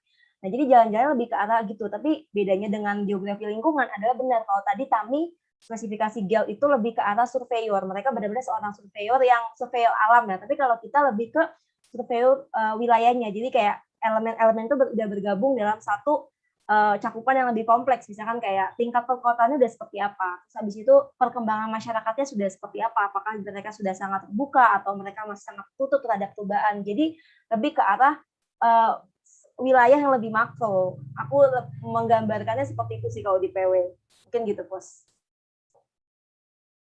Oke, menarik banget. Jadi emang semua teman-teman di geografi itu memang jalan-jalan, tapi ketika dia melihat suatu objek, perspektifnya berbeda. Kalau dari teman-teman KPJ punya perspektif sendiri, dari PW punya perspektif sendiri, dan GEL juga punya perspektif sendiri. Cuma tetap bakal jalan-jalan gitu. Kalau GEL misalnya tadi harus berani kotor gitu, teman-teman KPJ harus tahu cara mengolah data itu dalam suatu teknologi GIS yang digunakan misalnya, dan teman-teman PW harus mampu mengenali potensi dan permasalahan di setiap wilayah gitu. Jadi kalau misalnya dibilang itu adalah sebuah stereotip, sebenarnya enggak juga, karena memang kita harus jalan-jalan gitu. Walaupun mungkin teman-teman KPJ jalan-jalannya bisa lewat Citra aja gitu ya, Dani. Oke, senang banget nih kita udah ngomong banyak banget, mulai dari keunikan setiap prodi, future karir dari setiap lulusan, kompetensi, culture, cara belajar, sampai tadi salah satu stereotip utama gitu. Nah, mungkin aku akan memberikan kesempatan buat seluruh teman-teman di sini yang ingin memberikan pertanyaan ke siapapun panelis kita pada pagi hari ini, nggak pagi deh, udah sore hari ini, dan udah dicek juga, seperti ini di chatnya sudah lumayan banyak pertanyaan-pertanyaan yang muncul dari peserta-peserta yang ada di sini. Aku akan bantu baca mungkin dari M. Farid Rizky. Apa sih perbedaan dari prodi geografi lingkungan dan pembangunan wilayah? Karena di sekolah mirip dan jadi ragu untuk memilih antara salah satu prodi ini. Ini sepertinya lagi contemplating gitu ya, mau masuk kemana gitu. Sebenarnya tadi kita udah banyak bahas keunikan prodi masing-masing, cuma aku akan memberikan panggung untuk Iren dan Utami untuk meyakinkan si Ade nih. Sebenarnya yang membuat unik dari salah satu prodi ini apa yang menjadi pembeda dan daya tarik utama dari setiap prodi? Mungkin dari Utami terlebih dahulu. Mungkin singkat dari aku, kalau semisal kamu adalah karakter yang lebih pertama suka ke lapangan, yang benar-benar kita nyentuh objeknya langsung gitu, tadi nggak takut kotor kayak gitu, terus juga suka dengan alam gitu. Tapi sebenarnya itu bukan sebuah hal yang mutlak, karena nanti di teman-teman geografi lingkungan juga akan belajar tentang, ada teman-teman yang lebih fokus ke pendudukan, fokus ke migrasi seperti itu, yang mungkin kalau di teman-teman pembangunan wilayah nggak terlalu concern di situ. Nah kemudian kayak hal pembeda lainnya adalah bagaimana kita itu benar-benar tadi secara teknis kita benar-benar bersentuhan dengan objeknya langsung. Selain itu menurutku juga teman-teman ini, kalau misal ini agak melebar dikit nggak apa ya, tapi menurutku perlu teman-teman jangan sampai nanti ketika mendengar tentang geografi terus kemudian kalian jadi mengeneralisasikan geografi dengan geografi lingkungan, karena itu sangat berbeda. Karena dari beberapa temanku di berbagai universitas lain itu sangat berbeda geografinya, bahkan ada yang masuk di Sosum dan juga FKIP seperti itu. Nah mungkin itu sih dari aku, pada intinya lebih ke harus siap untuk bersentuhan langsung dengan alam sih kalau teman-teman di geografi lingkungan. Oke, thank you Utami. Dari Iren, gimana nih Iren? Oke, mungkin kalau dari aku, PW itu lebih ke udah hampir berada di hilir ya teman-teman. Jadi kalau misalkan kita bicara masalah pembangunan, PW itu ada di hilirnya. Makanya PW juga nggak bisa dipisahkan dari geo gitu. Jadi dari geografi lingkungan gitu. Misalkan kayak dulu pernah ya teman-temanku, jujur buat teman-teman yang mungkin masuk PW tapi nanti 1 semester 2 semester masih sampai di semester keempat, maka masih ada yang berpikir pengen pindah jurusan gitu, karena nggak expect gitu. Mereka berpikir akan belajar ilmu perencanaan, tetapi kok masih banyak teori-teori dasar kayak misalkan yang ada di geografi lingkungan kayak geomorfologi, geologi dan sebagainya. Kenapa kayak gitu? Karena PW itu adalah ilmu yang aplikatif teman-teman. Jadi kayak nggak mungkin teman-teman merencanakan suatu wilayah tapi nggak tahu dulu nih fisiknya gimana gitu kan. Jadi makanya kenapa kita tuh di semester awal pasti tetap akan bersentuhan dengan mata kuliah dasar yang ada di geografi ya, baik itu yang berbau fisik maupun yang juga teknologinya, ilmu GIS dan sebagainya. Karena itu penting untuk merencanakan ke arah perencanaannya. Jadi sebenarnya PW itu letak perbedaannya dengan GEL itu adalah kita berada di sisi aplikatifnya gitu. Bagaimana tadi teman-teman GEL yang mengsurvei dan mengkolekting data, kita yang mengolahnya dan menganalisisnya untuk menjadi suatu produk kebijakan. Intinya gitu, kita berada di daerah produk kebijakan. Jadi bagaimana ekonomi, ekologi, dan juga sisi sosial itu benar-benar bisa adil loh, kita bisa menciptakan keadilan yang seadil-adilnya gitu, walaupun pada dasarnya nggak akan adil benar-benar adil gitu, tapi itu sih bedanya, kita lebih ke arah mengeksekusi hasil dari kerja teman-teman kita yang ada di geografi untuk bisa melahirkan suatu produk kebijakan. Seperti itu, Puspa. Mungkin aku izin nambahin dikit ya Mbak Puspa, kalau teman-teman mungkin bisa dibilang PW itu sosum banget ya Mbak Iren. Jadi kalau teman-teman bisa dibilang PW itu adalah jurusan cocok untuk orang yang pengen sosum tapi nggak mau linjur gitu. Kalau dia awalnya adalah anak IPA gitu sih. Terus kemudian kalau di geografi itu memang kita cukup banyak hitung-hitungannya. Jadi kita juga belajar tentang fisika, kita belajar tentang kimia, dan juga nanti aplikasinya rumus itu ke teori-teori misal tentang air seperti itu. Jadi cukup banyak hitungannya kalau dibandingkan dengan teman-teman PW gitu. Oke, thank you Wiren dan Utami. Semoga mencerahkan teman-teman yang ada di sini ya, yang masih bingung harus masuk PW atau harus masuk GEL ya kalau mau geografi. Nah, letak yang paling membedakan tadi yang udah dijelasin juga bahwa kalau teman-teman di PW mereka lebih banyak bekerja di sektor hilir ya. Jadi nanti hasil kerja dari teman-teman yang di belakang layar atau bisa dibilang teman-teman gel akan diolah menjadi suatu produk, baik itu berupa bentuk kebijakan atau bentuk lainnya oleh teman-teman di PW. Jadi sebenarnya itu preferensi aja kali ya, apakah kalian lebih suka proses thinking dari pengerjaan suatu produk berbentuk kebijakan atau misalnya proses thinking dari sebagai seorang surveyor seperti itu. Kita lanjut ke pertanyaan selanjutnya. Dari Adeline Gusman Munir. Pertanyaannya langsung ditunjukkan buat Iren nih. Sebenarnya gimana sih cara kakak membagi waktu antara fokus dan pembelajaran dan hal lain yang dilakukan di luar ini? Oke, ini pertanyaannya berarti dari segi lebih ke manajemen gitu ya Ren ya. Mungkin karena tadi setelah mendengarkan tentang praktikum, setelah mendengarkan tentang jalan-jalannya teman-teman geografi, tapi kok masih bisa sih ikut magang, kok masih bisa ikut organisasi gitu.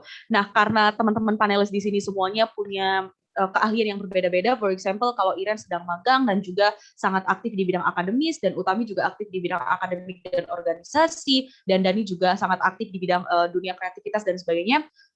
Aku memberikan pertanyaan ini untuk teman-teman semua, gimana cara kalian membagi waktu sibuknya kuliah di geografi dengan kegiatan di luar sana? Mungkin dari Dani dulu, silakan Dani. Oke, bagaimana caranya membagi waktu? Jadi dulu aku sempat dibilang sama salah satu kakak tingkatku, Mas Faisal kalau nggak salah, angkatan 2016, itu dulu bilang gini, kalau misal di kuliah itu ada 3 hal utama, itu istirahat, akademik dan sosial. Nah, ketiga hal itu yang kalau misal orang semuanya bisa, itu orang hebat namanya. Jadi kebanyakan orang tuh cuma bisa 2. Jadi aku di situ milih antara akademik dan sosial. Untuk istirahatnya nggak terlalu aku tekanin gitu. Nah, kembali lagi bagaimana caranya memanage waktu dengan benar itu, manusia itu punya 24 jam. Jadi emang benar-benar harus dibagi kapan kita belajar, kapan kita bersosialisasi, kapan kita istirahat gitu. Untuk akademiknya sendiri, jadi dari masing-masing himpunan itu menyediakan yang namanya kayak belajar bareng gitu. Di HM Saik ada Sinau Saik, di Eksa aku agak lupa namanya, apa namanya? Sinau bukan BBQ. Nah, gitu. Jadi sebisa mungkin kalau misalnya emang ada kesempatan teman-teman untuk belajar bareng, nggak harus sama temannya sendiri, mungkin dari yang himpunan menyediakan itu juga bisa dimanfaatkan gitu. Jadi akademiknya dapat, sosialnya juga dapat. Gitu dari aku kalau masalah itu, Mbak Puspa. Menarik banget ya. Tadi memang harus ada yang dikorbankan ketika kita ingin melakukan berbagai hal dalam satu waktu, tapi itu cuma masalah prioritas gitu ya, dan sebenarnya kamu mau prioritas kemana gitu. Kalau dari Utami sendiri nih, yang saat ini sepertinya sibuk banget berorganisasi di mana-mana, dan lagi ngurus salah satu komunitas yang bisa dibilang skalanya juga cukup besar. Kalau kamu sendiri gimana, Utami? Kalau sebenarnya aku sebelum ke teknis, aku berangkat dari sebuah mindset bahwa menurutku kita sebagai seorang pribadi gitu ya, ada beberapa kewajiban, diantaranya kewajiban sebagai mahasiswa, terus kewajiban sebagai seorang anak, dan juga kewajiban sebagai seorang pribadi yang harus bertanggung jawab terhadap pengembangan diri dan juga kesuksesan di masa depan. Jadi menurutku antara itu nggak boleh saling dibenturkan karena itu sama-sama hal yang baik gitu ya. Mungkin yang harus kita korbankan lebih ke kita manage diri kita sendiri gitu. Nah, gimana cara manage diri kita itu berangkat dari sebuah konsep namanya self awareness. Kita lebih mengenal diri kita sendiri. Kalau mungkin lebih ditarik ke arah teknis misalnya, untuk sebenarnya di selain manajemen waktu itu juga perlu manajemen fokus gitu.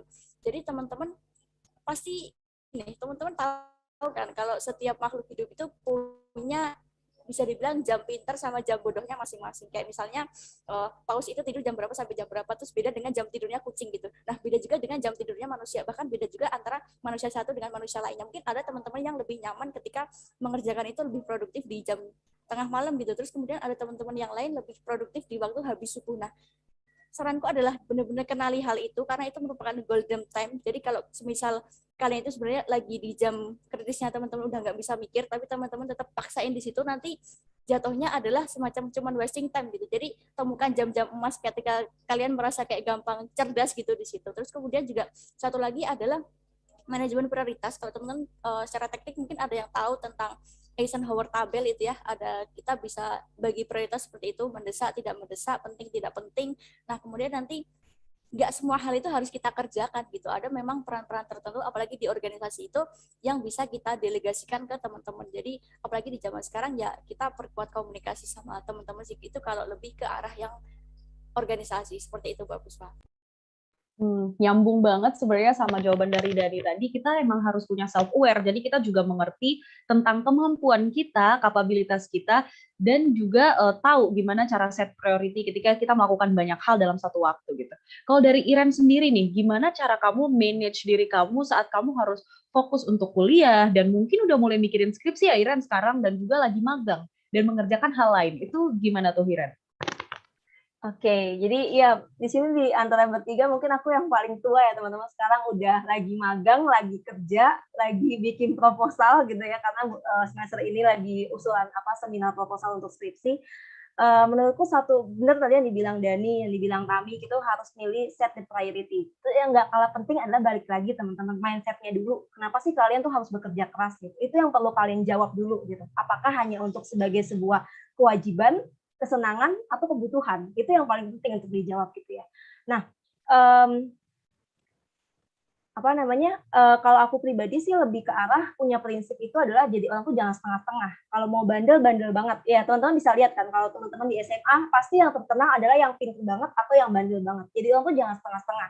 Geografi itu punya panggung yang gede banget untuk siapapun kalian yang mau menunjukkan diri, ini aku loh gitu loh, ini aku dengan bakat aku, dengan kesenangan aku dan sebagainya gitu. Jadi untuk jadi orang yang nggak setengah-setengah itu tapi nggak gampang, butuh proses gitu kan. Misalkan kayak Tami lari ke arah komunitas itu pasti trial errornya pasti banyak. Misalkan Dani sebelum tahu oh aku klik di dunia kreatif itu trial errornya pasti juga banyak gitu. Nah, buat itu adalah teman-teman harus meluangkan waktu. Dan tadi setuju banget yang dibilang sama Tami. Bedakan antara kewajiban kalian dengan apa sih yang harus kalian lakukan untuk terus mengeksplor diri. Misalkan kayak gampangnya ya, aku nggak bilang ya tapi kita setuju bahwa kuliah itu adalah kewajiban teman-teman. Itu apapun yang terjadi kalian tidak boleh melalaikan tanggung jawab kalian sebagai mahasiswa. Begitu juga dengan mengeksplorasi diri, misalkan ikut kegiatan magang, volunteering ataupun apapun gitu ya. Kalau buat untuk lebih detailnya, kalau aku pribadi itu adalah jujur kadang sehari 24 jam itu rasanya kurang, apalagi online kayak gini. Laptopku sampai udah rusak-rusak rasanya gitu. Nah, kalau aku pribadi ini mungkin bisa teman-teman terapkan adalah aku selalu bikin daily planner gitu. Ini kelihatan nggak sih? Bentar ya, aku ini dulu. Nah, jadi aku selalu bikin daily planner. Setiap hari itu harus di book gitu. Misalkan kayak, oh di sini ada PDKT nih, acara PDKT minggu jam 3 ya udah tulis. Jadi di waktu itu teman-teman nggak akan lupa dan alokasikan waktu untuk hal-hal lainnya. Sesederhana kayak misalkan, oh aku harus misalkan ngehubungin Puspa nih untuk minta ton. Nah itu aku tulis hubungin Puspa di jam sekian gitu. Karena hal-hal kecil itu adalah akan membentuk kita menjadi hal-hal besar. Jadi jangan begitu pun nanti ya ketika sudah kuliah. Misalkan teman-teman mau ngerjain tugas praktikum. Jadi jangan cuma ditulis ngerjain praktikum kanto misalnya gitu. Tapi enggak, tapi misalkan teman-teman praktikum kanto dalam kurung latar belakang gitu. Atau mungkin misalkan hasil pembahasan. Jadi kayak kerjakan itu dari sesuatu yang terukur gitu. Jadi teman-teman kasih ukurannya apa sih mau selesai hari ini. Kan nggak mungkin kan. Aku impossible banget sih praktikum dikerjain 1 hari, kecuali teman-teman yang emang tingkat jiwa ekstrimnya sangat tinggi seperti teman-teman KPJ dan teman-teman GEL gitu ya. Mungkin itu sih kalau dari aku Puspa. Jadi harus tahu priority-nya setiap hari itu apa yang harus dikerjain dan jangan stres sendiri, jadikan itu sebagai sebuah kesenangan aja untuk bekerja gitu. Benar banget. Pada akhirnya emang balik lagi ke diri kita sendiri, kita yang paling tahu sebenarnya pace kita saat kita bekerja atau kuliah itu seperti apa itu, dan jangan sampai justru itu kita hanya melakukan hal yang banyak aja sampai kita justru lupa sama hal kecil sesimpel tanggung jawab kita sebagai mahasiswa tadi gitu ya. Nah, dari jawaban teman-teman di sini sebenarnya berkaitan juga dengan salah satu pertanyaan dari teman kita di sini, dari Yosep Adi. Kira-kira organisasi, komunitas, atau lomba apa sih yang bakal mendukung pengembangan soft skill kita, baik di Fakultas Geografi atau di luar Fakultas Geografi? Gimana tuh? Mungkin aku ke Utami dulu. Silakan Utami. Kalau dari aku sebenarnya lakukan apapun itu bebas sih. Jadi memang kuliah ini benar-benar sebebas apapun, nggak ada sekat. Jangan sampai karena geografi ya udah aku cuma geografi aja gitu. Itu menurutku juga jangan batasi itu, apalagi di semester pertama dan kedua gitu ya. Itu mungkin kesempatan buat explore kita pada akhirnya ya memang harus trial error dulu, kayak kita mencoba banyak kesempatan yang pada akhirnya nanti mungkin ketika kita lihat flashback ke belakang terus kemudian kita baru bisa tarik sebuah benang merah, oh minatku itu di situ. Nah kemudian aku juga baru nemu itu pas di semester di tingkat kedua sih, bahwa passionku lebih ke akademisi dan juga ke pengabdian masyarakat di bidang pendidikan gitu. Aku bikin komunitas sama teman-temanku. Nah jadi sebelum ke situ tapi ada hal-hal yang harus aku lewati, kayak tadi misal aku ikut lomba, terus kemudian aku terus akhirnya aku sampai di titik dimana oh ternyata aku suka ini loh. Itu menurutku butuh sebuah proses sih, dan menurutku nggak ada aturan saklek tertentu, yang penting teman-teman coba aja yang sesuai dengan minat. Oke, kalau dari Dani sendiri gimana? Menurut kamu apa nih yang bisa mendukung soft skill kamu, baik di geografi maupun di luar fakultas kita? Oke, karena aku sendiri udah cukup banyak ikut organisasi dan kepanitiaan ya, jadi di Fakultas Geografi sendiri itu menyediakan banyak wadah untuk mahasiswanya mengembangkan potensi dirinya masing-masing gitu, melalui berbagai UKM yang ada di fakultas. Mungkin kalau teman-teman SMA nggak tahu UKM itu apa, jadi UKM itu kayak ekskulnya gitu. Itu unit kegiatan mahasiswa. Itu kegiatan non akademik di luar jadwal kuliah yang emang tujuannya untuk mengasah skill-skill, mau dari soft skill hingga hard skill-nya teman-teman gitu. Nggak cuman itu, banyak juga kepanitiaan di luar geografi yang bisa melatih soft skill hingga hard skill-nya teman-teman gitu. Jadi geografi itu nggak kecil. Contohnya aja kita lihat Ketua Umum Porseni tahun ini itu dari geografi 2018 ya, Mas Diki itu emang aku melihat Mas Diki itu punya sosok skill-skill yang sangat keren hingga bisa jadi Ketua Porseni gitu. Jadi jangan malu teman-teman buat ikut berbagai kepanitiaan maupun organisasi yang ada di fakultas maupun yang ada di universitas gitu. Itu Mbak Puspa. Ngomong-ngomongin tentang teman-teman geografi yang ada di tingkat univ, juga sebenarnya banyak banget kalau misalnya teman-teman tahu mahasiswa-mahasiswa geografi yang justru punya peran strategis, bisa dibilang seperti itu ya, peran strategis dan jadi orang penting gitu di tingkat universitas. Itu mungkin bisa dikepoin aja tiap-tiap Instagram himpunan untuk tahu siapa sih mahasiswa-mahasiswa terkenal gitu di setiap prodi gitu ya. Nah, kalau dari PW sendiri gimana Iran?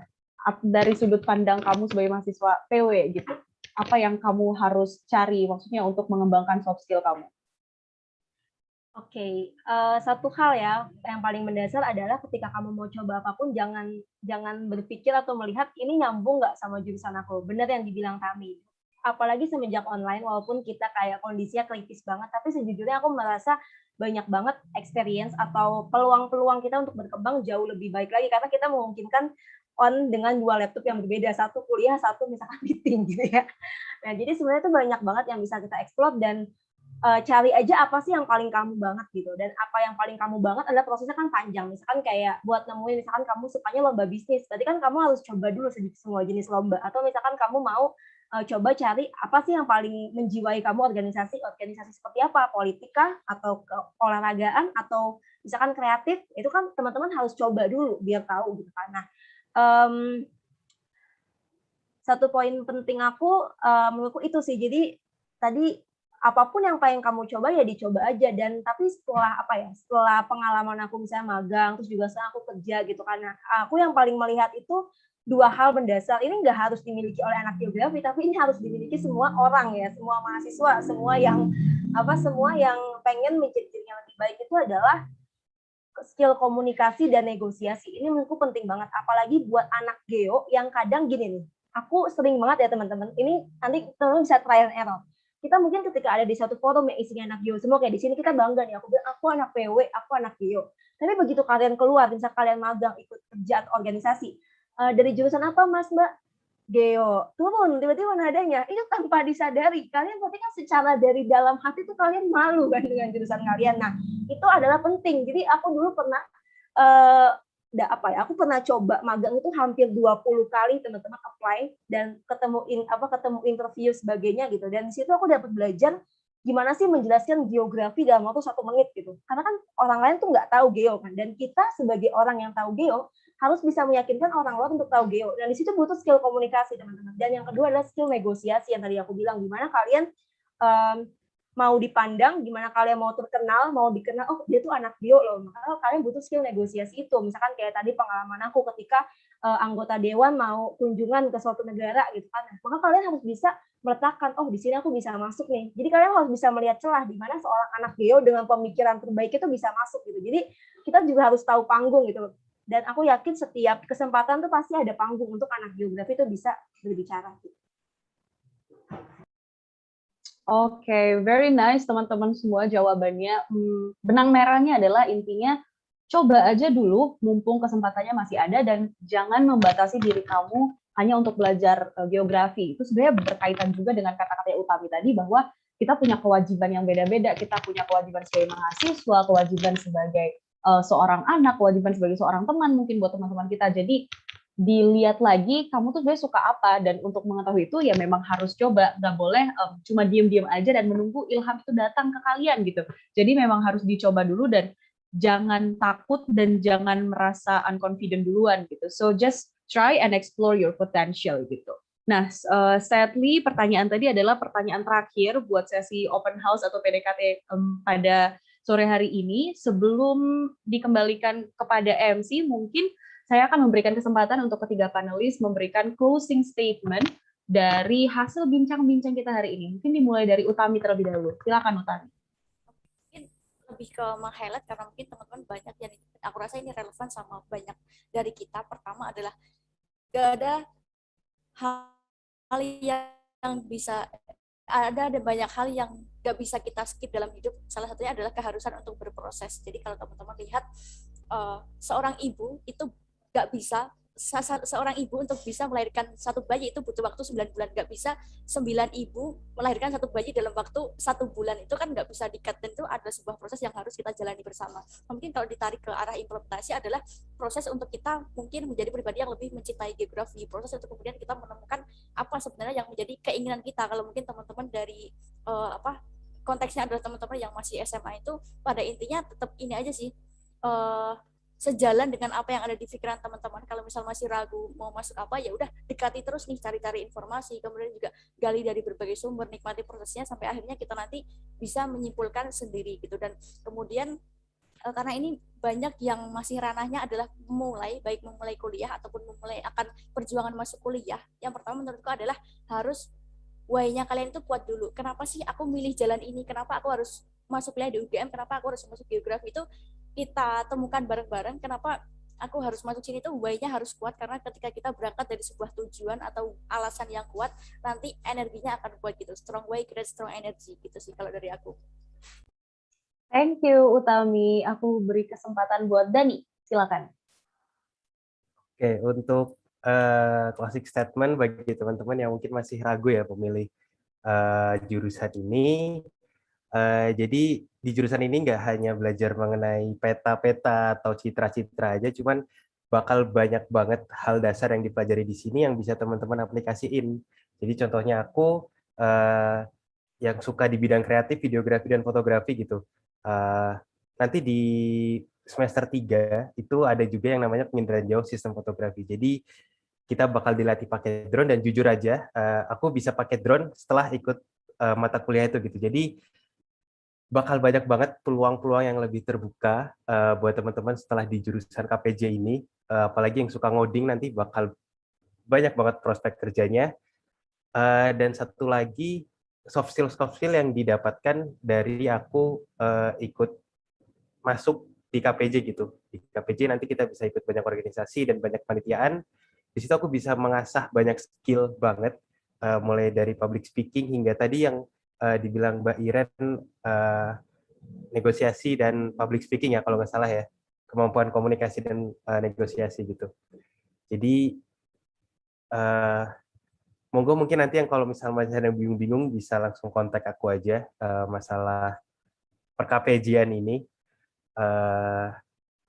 Dulu aku juga sempat ragu gimana bisa milih kartografi dan penginderaan jauh, cuman habis itu aku bisa tanya-tanya cutting karena banyak juga dari SMA aku yang ke KPJ, jadi begitu, mantapkan diri kalian, tujuan KPJ nomor 1. Oke, gitu Mbak Puspa. Oke, Dani keren banget sekalian promosi gitu ya untuk menjaring maba-maba baru ini ke prodinya sendiri gitu. Nice. Oke, yang terakhir dari Iren, gimana Iren? Closing statement. Oke, aku nggak bakal menggiring teman-teman untuk masuk PW, tapi PW memang worth it untuk kalian masuki teman-teman. Jadi mungkin buat kalian yang mungkin masih SMA, masih bingung-bingung untuk milih, apalagi nggak pernah dengar geografi seperti apa, jangan pernah berhenti mencari tahu. Carilah dengan kemampuan kalian, gitu, kayak bisa dengan tangan kalian sendiri, eksplorasi sebanyak-banyaknya gitu. Tanyakan kepada orang-orang yang sudah mengalami lebih dulu gitu ya. Nah, dan last, kondisi ini memang serba sulit teman-teman. Kayak anak Geo banyak banget yang cerita kayak aku nggak sama nih, kita juga berempat nggak bisa lapangan, nggak bisa in touch secara langsung dengan teman-teman, apalagi buat mahasiswa tua kayak aku yang udah mau skripsian tidak ada pendamping. Ini adalah masa-masa yang sangat sulit sebenarnya teman-teman. Semua kita merasakan sulit, termasuk juga buat teman-teman yang mungkin mau eksplor jurusan dan sebagainya. Tapi aku selalu percaya bahwa ini kata-kata dari aku buat teman-teman, kita tuh nggak sedang berlomba sebanyak-banyaknya teman-teman, tapi sebaik-baiknya. Jadi silakan pelan-pelan, nggak masalah teman-teman, cari tahu dulu, explore kira-kira aku senangnya apa dan apa sih yang bisa membuat aku tuh mencari tahu lagi dan lagi gitu. Jadi last closing, tadi setuju banget sama yang dibilang Tami bahwa menjadi manusia adalah pekerjaan seumur hidup teman-teman. Jadi kapanpun kalian menentukan pilihan jurusan dari SMA ke kuliah itu baru first pertama. Nanti belum lagi dari di milih mata kuliah pekerjaan selanjutnya, belum lagi nanti milih topik skripsi. Jadi masih banyak sekali pekerjaan-pekerjaan di depan yang menanti kita. Jadi nikmati aja prosesnya dan nikmati trial and error. Aku gitu sih. Terus buat teman-teman yang mungkin butuh banyak relasi buat mengukuhkan tekad gitu, nggak usah ragu juga buat kontak aku, feel free, aku akan pelan-pelan jawab pertanyaan teman-teman semua yang mungkin masih bingung atau sebagainya macamnya gitu. Thank you banget ya teman-teman semua. Yeah, thank you teman-teman panelis hari ini. Dan kalau teman-teman yang hadir di sini ingin mengontak atau tanya-tanya lebih lanjut, search aja nama mereka di Google or Instagram, pasti bakal langsung muncul. Dan mungkin kalau yang mau ikut seminar-seminar tentang dunia perkuliahan, bisa ya Utami langsung di-share aja Instagram komunitas seminar kampusnya. Iren dan Dani juga bisa langsung share aja kontak yang bisa dihubungi, dan teman-teman di sini bisa langsung tanya-tanya lebih lanjut lagi untuk memantapkan pilihan teman-teman. Nah, aku mengucapkan terima kasih kepada teman-teman panelis di sini yang sudah menjawab pertanyaan-pertanyaan dari teman-teman dengan sangat baik, dan semoga ini membantu dan memberikan manfaat untuk kita semua yang ada di sini. Terakhir, walaupun Fakultas Geografi merupakan salah satu fakultas yang jarang kalian temui di Indonesia, menjadi mahasiswa geografi tidak akan melimitasi potensi kamu sebagai seorang pribadi, namun justru akan membuka jendela pengetahuan baru yang membuat kamu menjadi lebih peka dan mengerti tentang dunia yang saat ini kita tinggali. Terima kasih, saya kembalikan ke MC. Oke, terima kasih banyak dari Mbak Moderator, Mbak Puspa yang sudah memandu jalannya ngobrol-ngobrol kali ini bersama 3 panelis kita yang keren-keren banget, yang masing-masing dari geografi lingkungan, pembangunan wilayah, dan kemudian kartografi dan penginderaan jauh. Sekarang teman-teman udah pada tahu kan apa sih bedanya dari masing-masing program studi itu, terus kalau jalan-jalannya tuh pada ngapain sih, terus prospek ke depannya itu bagaimana, terus gimana sih buat menjalani kehidupan perkuliahan nih di Fakultas Geografi, khususnya di masing-masing prodi yang sudah tadi dijelaskan dan di-share sama panelis kita. Oke, jadi teman-teman, kita sudah ada di penghujung acara nih. Karena tadi di awal udah kita awali dengan berdoa, ada baiknya kita akhiri juga dengan berdoa supaya insight-insight baru dari panelis kita tadinya bisa bermanfaat ke depannya dan juga bisa mengantarkan kita ke kesuksesan ke depannya. Oke, berdoa menurut agama dan keyakinan masing-masing. Saya persilahkan.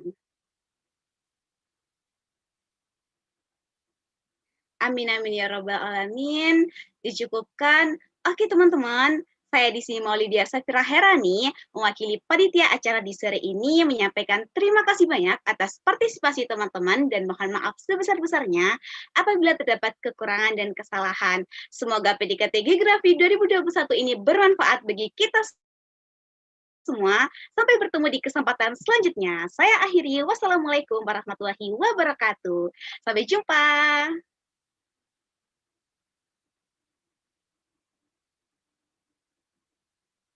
Terima kasih ya teman-teman.